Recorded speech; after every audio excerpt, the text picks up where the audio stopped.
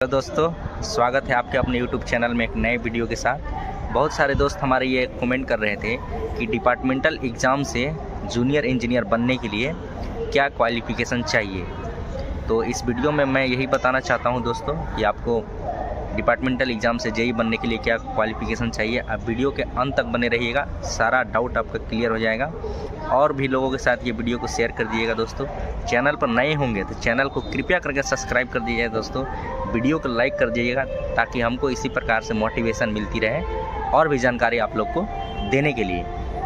तो दोस्तों आइए वीडियो को स्टार्ट करते हैं। तो दोस्तों सबसे पहले क्या है कि डिपार्टमेंटल एग्ज़ाम दो प्रकार का होता है। एक होता है जीडीसी, जिसको जनरल डिपार्टमेंटल कॉम्पिटिटिव एग्ज़ाम बोला जाता है। दूसरा होता है एलडीसी, जिसको लिमिटेड डिपार्टमेंटल कॉम्पिटिटिव एग्ज़ाम बोला जाता है।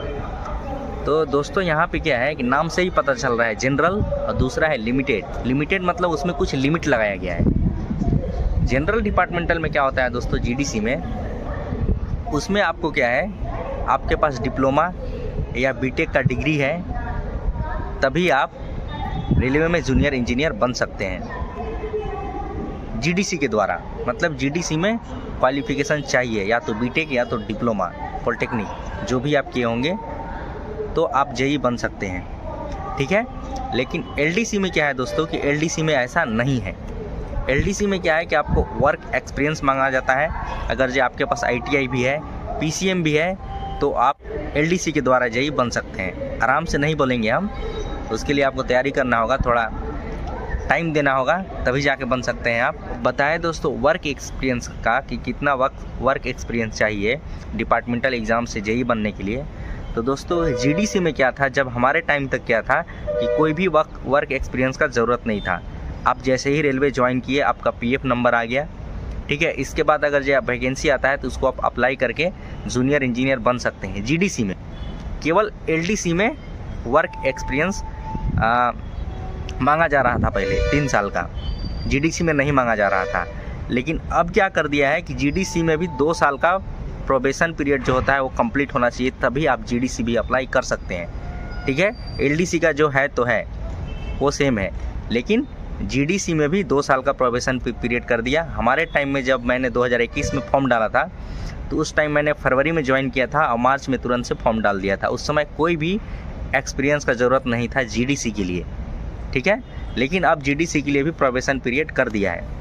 और क्वालिफ़िकेशन सेम दोस्तों, जीडीसी में वही क्वालिफ़िकेशन का ज़रूरत होता है जेई बनने के लिए जो ओपन एग्ज़ाम में आरआरबी जेई का जो एग्ज़ाम होता है, जो क्वालिफ़िकेशन का ज़रूरत पड़ता है डिप्लोमा बीटेक का, उसी का ज़रूरत पड़ता है जीडीसी में। वो है तभी आप जीडीसी का एग्ज़ाम दे सकते हैं। और जीडीसी में दोस्तों किसी भी डिपार्टमेंट का आप दे सकते हैं। जैसे कि मान लीजिए आप ट्रैकमैन है, ठीक है, और आपके पास इलेक्ट्रिकल का डिग्री है, तो आप अगर जो CNW का भी वैकेंसी आता है जीडीसी तो उसको आप डाल सकते हैं।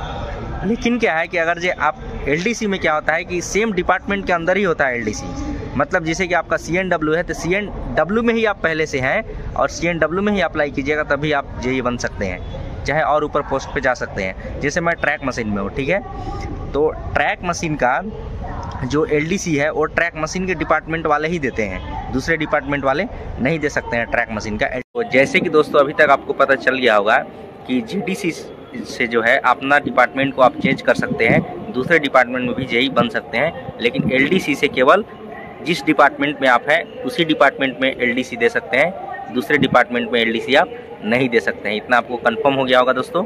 और जो क्वालिफ़िकेशन का बात रहा वो भी समझ में आ गया होगा कि जीडीसी के लिए क्वालिफ़िकेशन चाहिए डिप्लोमा या बीटेक जेई बनने के लिए। लेकिन एलडीसी में डिप्लोमा या बीटेक का ज़रूरत नहीं है। उसमें आप अगर जो आपके पास आईटीआई भी है और पीसीएम भी है तो आप जेई बन सकते हैं, ठीक है दोस्तों। इस वीडियो में इतना ही। बाकी और भी कोई डाउट हो तो दोस्तों तो आप हमसे जुड़े रहिए, इसी प्रकार से वीडियो लाते रहेंगे, कमेंट करते रहिए जो भी डाउट है। अगर ये छोटा मोटा कोई होगा आपका बात तो कमेंट में ही रिप्लाई दे देंगे। अगर जो कोई बड़ा प्रॉब्लम होगा तो मैं वीडियो बना के आप लोगों को बताऊंगा, ठीक है दोस्तों। नए होंगे तो चैनल को सब्सक्राइब कर दीजिएगा, वीडियो को खूब से खूब शेयर कीजिएगा दोस्तों, ताकि हमको मोटिवेशन मिले आप लोगों को हेल्प करने का। इस वीडियो में इतना ही दोस्तों, मिलेंगे।